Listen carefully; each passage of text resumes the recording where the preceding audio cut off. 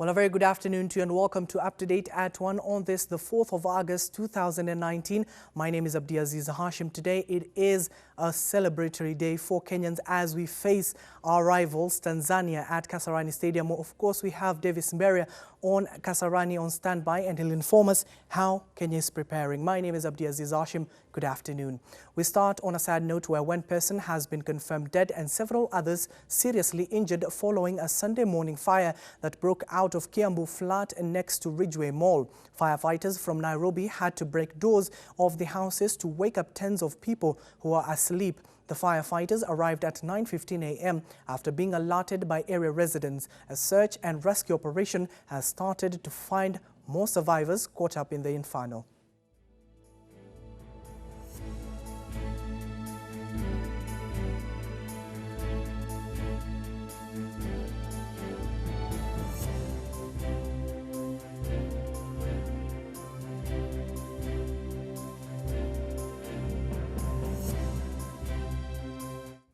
Now let's dive into the political world where Deputy President William Ruto has asked Nyanza electorates to reciprocate the supporting of one of their own from the Rift Valley region, this coming in the 2022 polls. Speaking metaphorically during the burial of the late Bomet Governor Joyce Laboso, Ruto says it will be appropriate for ODM leader Raila Odinga's home turf to support the region following the cordial political affair they have had for some time. Our reporter Jeff Khaemba with the details. They say politicians eat and drink politics. Whenever they get a chance to address the audience, in whatever event, they will always try as much as possible to convey the message to suit their electorates. During the burial of the late Bomet Governor Joyce Laboso in Kisumu County, the burial ceremony was devoid of the politics, despite the presence of the leaders from across the political divide. However, the speech by Deputy President William Ruto ignited the mourners with the cheers. Mimi nataka nitoe shukurani kwa Edwin na kwa watu wa Muhoroni na kaunti ya Kisumu kwa kutumpatia bibi wenu awe mjumbe na gavana wetu kule Bomet. Asanteni sana. William Ruto, who is perceived to be an arch rival of the ODM leader Raila Odinga, moved the crowd when he metaphorically brought about the debate about the Nyanza people reciprocating back to his hometown of Rift Valley. Na mukiona hapo mbele murudishe mkono, hatutakataa. Kwa hivyo nataka niseme asanteni sana kwenu.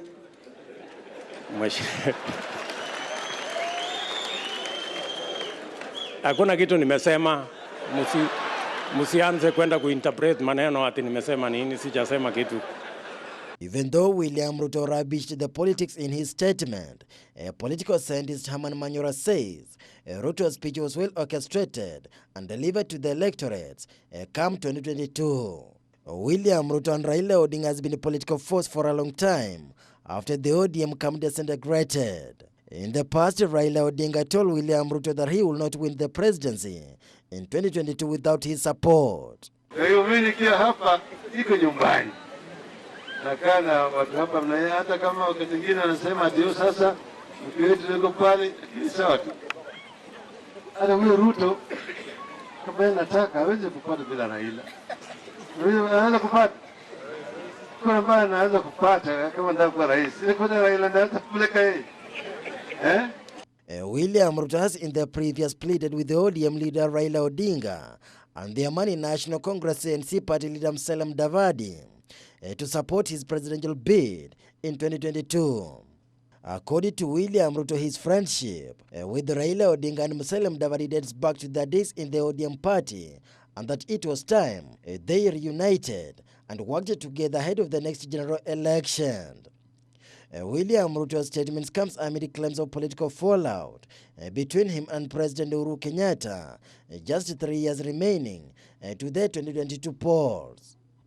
Reporting for Ebru TV, I'm Jeff Khaemba.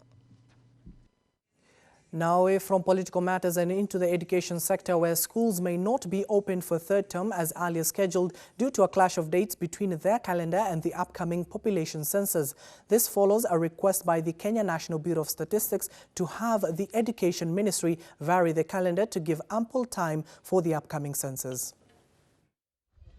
The Kenya National Bureau of Statistics have called upon the Education Ministry to review their calendar in fear that most people will miss out on the important exercise conducted every 10 years in the country, since many parents, learners and teachers will be traveling on the weekend of August 24th, the census night, in readiness for the third term. The Bureau has written to Cabinet Secretary George Magoha asking him to consider changing the opening date from August 27th to September 2nd, since the enumeration runs for 1 week. The Director General of the Bureau, Zachary Mwangi, said having the two major events at the same time will greatly affect the final data, as many will not only miss out but also cases of double entries may be higher. With the data from the ministry indicating that there are 8.8 million and 2.6 learners in primary schools and secondary schools respectively, the Bureau says the dent of the count could be huge if one was to factor in the sheer number of parents who will likely accompany some of them to school, with the possibility of being left out. Professor Magoha was said not to be keen on the request, with sources at the ministry saying that the changes will end up eating into the term dates and eventually affecting the administration of national exams later in the year. The data collection is expected to continue for a period of 7 days till the end of August 31st, and that all the information provided will be in reference to the night of August 24th and 25th. In the event that the ministry stands its ground, KNBS intends to deploy enumerators to schools to enlist those who may have missed out.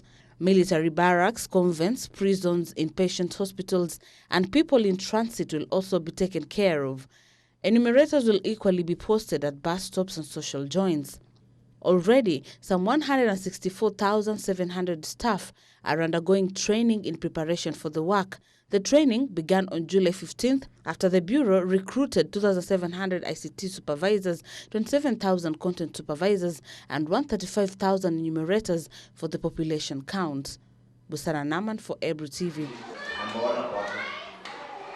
Still within the confines of the education sector, there have been concerns over the number of students being arrested and charged in court. Recently, 3 people were arrested on Wednesday after law enforcement officers found dozens of secondary school students watching pornographic content in their business premises. 57 secondary students in Nakuru this week alone who were found smoking bhang and watching pornographic movies. More than 200 students from various secondary schools in the Rift Valley region have been rounded up, but only 57 were arrested. As the rest escaped, those arrested will be charged in court. Since 2016 to date, several students have been charged in court with examination malpractices, burning of schools and drug abuse. In July last year, police arrested 125 students for planning school strikes, and their cases are still pending before courts. Now, experts in the education sector want the government to come up with a policy to deal with indiscipline cases in schools. They were released after the school withdrew the charges against them following negotiation between the school administration, the board of management, the parents and officials from the Ministry of Education. On July 26th, some 25 students from Rudhagati Boys in Madeira West were arrested over suspicion that they were planning to burn the school. Last month in Nyeri, 20 students from Kiagaja Boys High School were arrested for attempted arson. Investigations revealed that students had doused mattresses with kerosene ready to torch their school. The suspects were detained at Nyeri police station, where they spent the night, and 5 of them were arraigned in court to answer to charges of attempted arson. They denied all the charges. The number of students in secondary school who are facing criminal charges ranging from the use of drugs to destruction of property in courts of law in the country is increasing by the day. National Assembly Education Committee Chairman Julius Melly and Kenya Secondary School Heads Association Chairman Kahi Ndimuli agree that indiscipline in school is a thorny issue that must be addressed.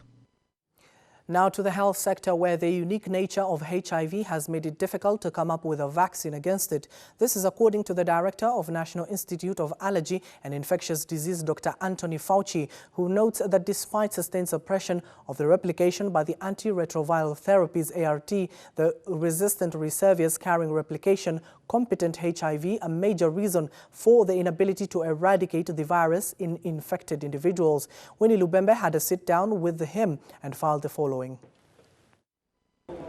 Over the past 2 decades, advances in the treatment of HIV infection have led to dramatic improvements in health outcomes of infected individuals receiving antiretroviral therapy. However, with diverse strains of HIV circulating the globe, formulating a preventive vaccine for HIV-1 infection has proved elusive for investigators. Dr. Anthony Fauci, who has been hands-on on HIV vaccine research, admits that unlike other types of viruses that researchers have developed vaccines, the body has not been able to develop an immune response for HIV. There have been no instances whatever of anyone who's ever spontaneously cleared HIV from their body. That means it's a formidable challenge to induce an immune response that could protect you against HIV. So when you're making vaccines against other viruses, the general rule is to try and mimic natural infection without hurting the individual.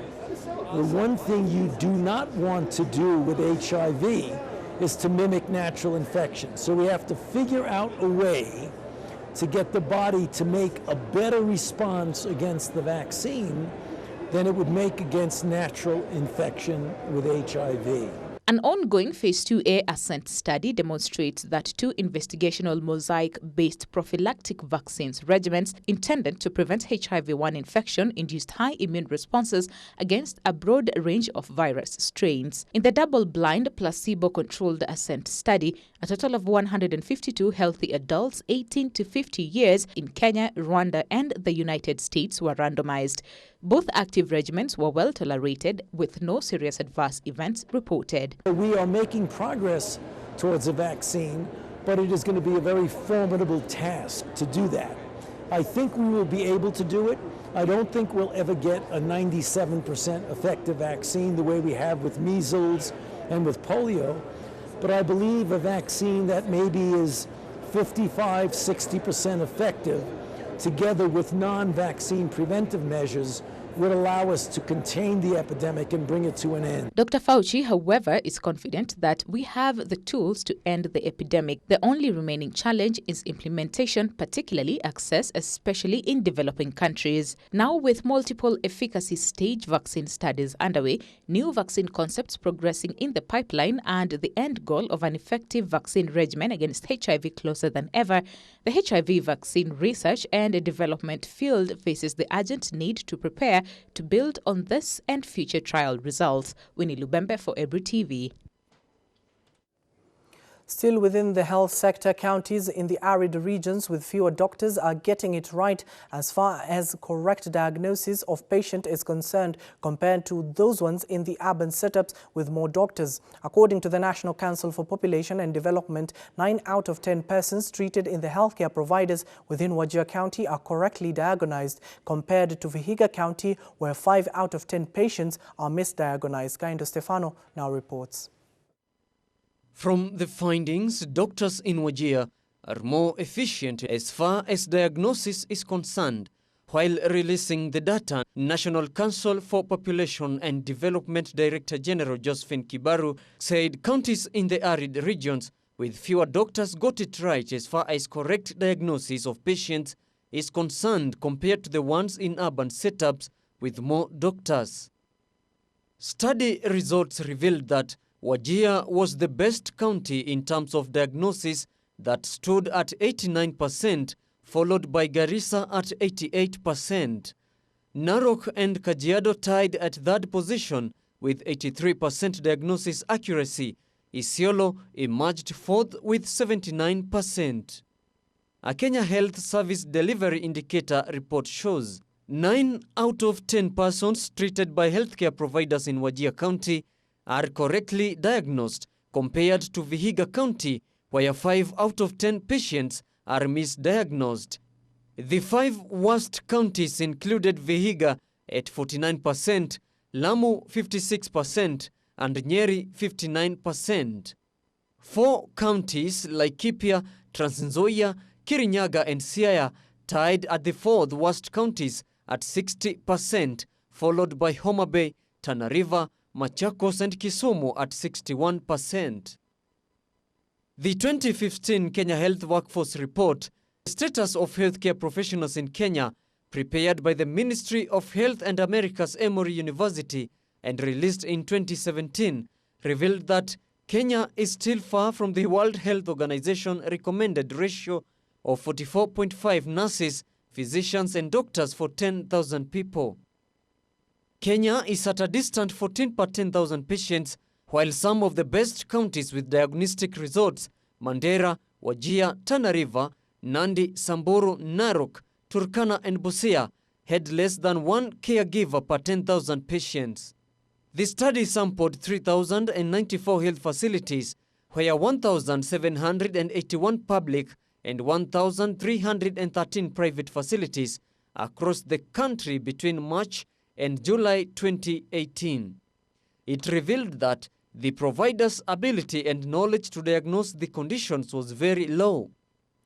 The survey was conducted by the National Council for Population and Development in conjunction with the World Bank and the United Nations Population Fund. Reporting for Ebro TV, I'm Kaindo Stefano. Now, elsewhere, many Kenyans face challenges in getting their pensions upon retirement. According to the experts, most Kenyans and companies join unregulated schemes, leading to the loss of their money. Kenyans have been urged to save their money with the right and regulated pension schemes. Experts say many Kenyans lose their savings after joining schemes which are not registered. We know that generally people retire at the age of 60. So as you approach your retirement, the scheme should be making arrangements that when you exit, you can access your benefits as per law.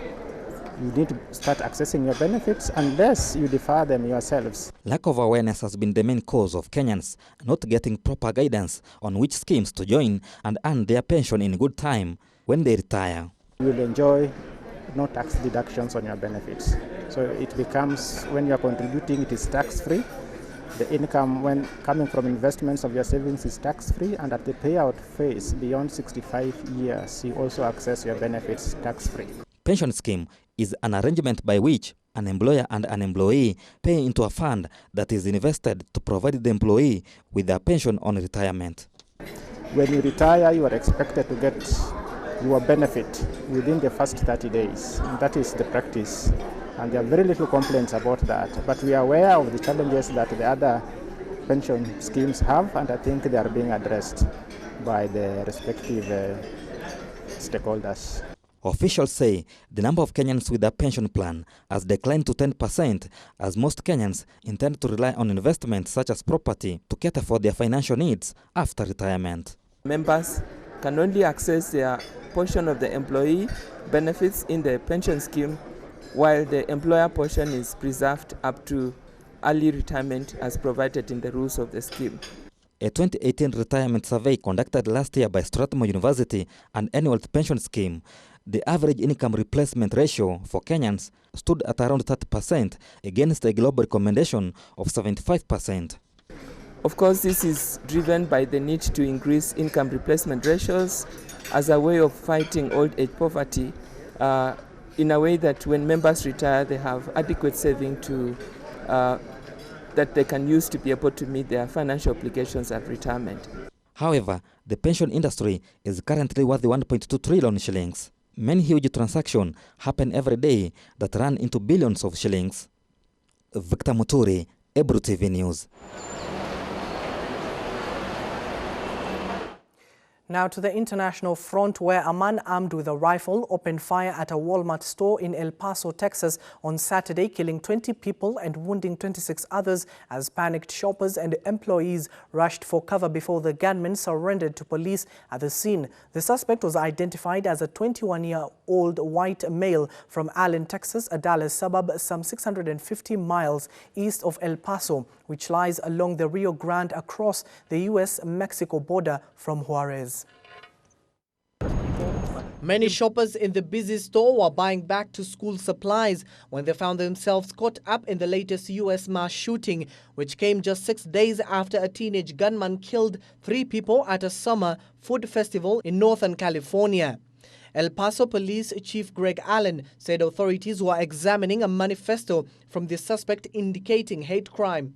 Officials denied to elaborate and said the investigation was continuing. It also expressed the support for the gunman who killed 51 people at 2 mosques in Christchurch in New Zealand. In an attempt to provide for their families, and they became victims of a senseless, violent act. Store in the location when it happened, there has been an altercation in the past. On Twitter, U.S. President Donald Trump branded the shooting an act of cowardice, adding, "I know that I stand with everyone in this country to condemn today's hateful act. There are no reasons or excuses that will ever justify killing innocent people." Mexico's President Andrés Manuel López said 3 Mexican nationals were among the dead and 6 others were among the wounded.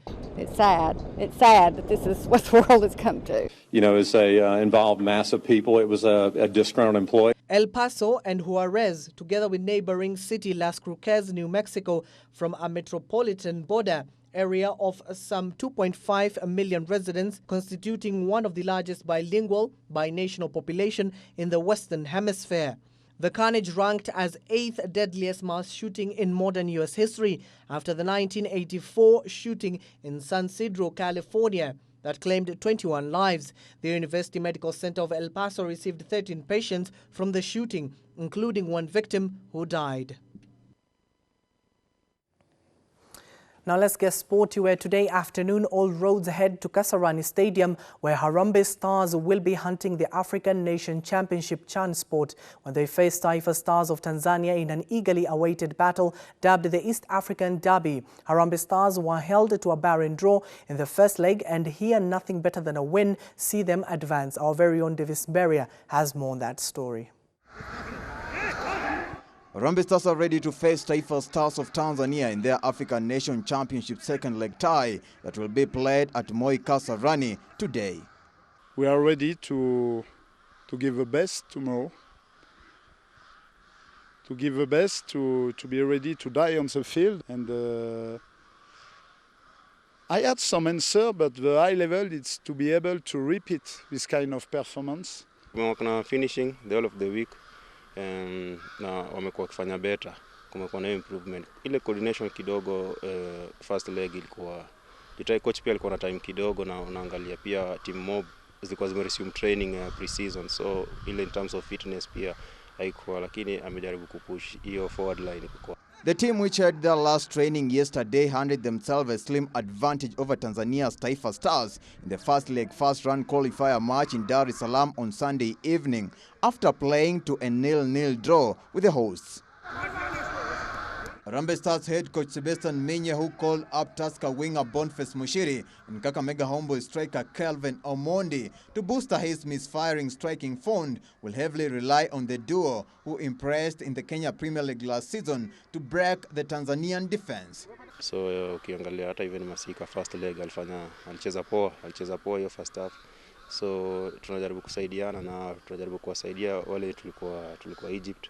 FKF President Nick Mwenda said they already submitted their budget for the national team. The ball is now in the government's court to wire the 19 million budget they requested. We gave our budget on 20th of June. Nothing has been done from their side.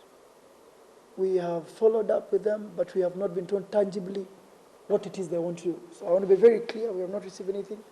We shall continue to prepare the boys. We have bills to pay.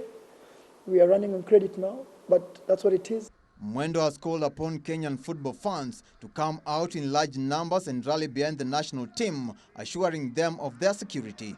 I hope the fan will be with us for this game, because we need it. You know, we have some young players without experience, and I think the fans can be important also tomorrow. Tumejipanga vizuri, tuko na security ya kutosha, regular police, GSU, NYS, stewards. The first leg of the opening round, played last week at the National Stadium in Dar es Salaam, ended in a barren draw, prompting the Tanzanian coach Etienne Ndarangije to summon 2 defenders and goalkeeper for the return match, where a scoring draw will be enough to send Tanzania to the second round.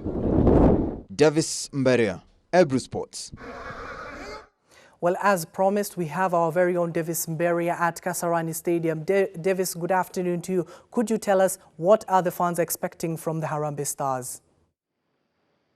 Well, thank you so much, my colleague Abdi Aziz there in studio. I'm getting so well. I'm at the Moi Kasarani Stadium, where we are expecting the second leg match between Harambee Stars and the Taifa Stars of Tanzania. Remember, this is the second leg that will be expecting who will move in the second round to face Sudan and in the final round for the CHAN qualifier or tournament that will be held come 2020 in Cameroon. Remember, Harambee Stars coach Sebastian Minye has a paltry of players to choose, and starting in the goal, Sebastian Minye will have James Rooney and John Oyemba of Kariobangi Sharks, and defenders we have Omurwa, Owino, Ochieng, Kibwage, Joash Onyango, who will be making sure that the wall of Harambee Stars is very strong. In the midfield, we have a paltry of midfielders. We have like Duke Abuya of Kariobangi Sharks, Wivon Isuza of SC Leopards, Muguna and Shambi Masika, who is the 18-year-old who impressed very well in the first leg played in Dar es Salaam last week on Sunday. We have Alsan Onyango and Clifton Mieso, who will be making sure they supply the balls to the forwards, who will be Lokale, Ocheng, Piston Mutamba. Gor Mahia striker Kip Kirui was impressed so far after entering the Gor Mahia squad and also participating in the CAF Confederations Cup with Gor Mahia. We have also Boniface Mushiri from Tusker, and this is the squad that Sebastian Minye will be making sure that he used to dethrone the neighbors Tanzania. And remember, the second leg went in a barren draw, and today we are expecting a win. Harambee Stars need nothing better than a win, and if they bag a win, it will mean they'll face Sudan. For Tanzania, for a draw, it's enough for them to progress. And remember, if the match will end in a barren draw, then penalties will be forced to be taken. Here, we have many fans trickling in. Fans have high spirit that Harambee Stars are going to lift their flag in high hopes, and we are expecting more fans to trickle in. It's around 1:28, and already the stadium is at its full brim. And also, we are expecting some other governmental to come in and support the team.